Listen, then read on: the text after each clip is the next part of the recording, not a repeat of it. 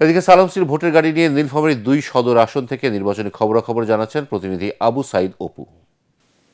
দর্শক, সালাম স্টিল ভোটের গাড়ি এখন নীলফামারী সদর 2 আসনে 15টি ইউনিয়নে গঠিত এই আসনে মোট ভোটার সংখ্যা হল 3,80,917 এবং বিশাল অধ্যুষিত এই ভোটারের এলাকায় এবার ভোটযুদ্ধে অবতার হয়েছেন 3 জন প্রার্থী। এর মধ্যে রয়েছেন বিএনপির একজন, জামাতের একজন প্রার্থী এবং হাত পাখার একজন প্রার্থী রয়েছেন। তবে ভোটাররা বলছেন 14, 18 এবং 24-এর যে নির্বাচন তারা ভোটাধিকার প্রয়োগ করতে পারেনি, এবারই সেই ভোটাধিকার তারা প্রয়োগ করে তাদের যে নাগরিক অধিকার সেটি তারা প্রতিষ্ঠিত করতে চান। আমরা যদি একজন এখানকার স্থানীয় নাগরিক রয়েছে, আমরা যদি তার সাথে একটু কথা বলতে চাই, আপনাকে জানতে চাই কেমন প্রার্থী নির্বাচন করতে চান।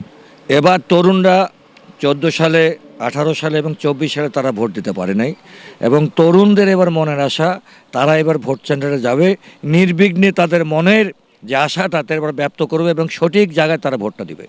আপনারা শুনছিলেন যে একজনের প্রত্যাশা এরকম ছিল যে তরুণ ভোটারদের অগ্রাধিকার দেওয়া হয় এবং 14, 18, 24-এর প্রশাসনের মতো নির্বাচন 8 জনের বাংলা মাটিতে নেওয়া হয়। তো এই ছিল আমার কাছে নীলফামারী সদর 2 আসন থেকে ভোটের গাড়ির সর্বশেষ খবর।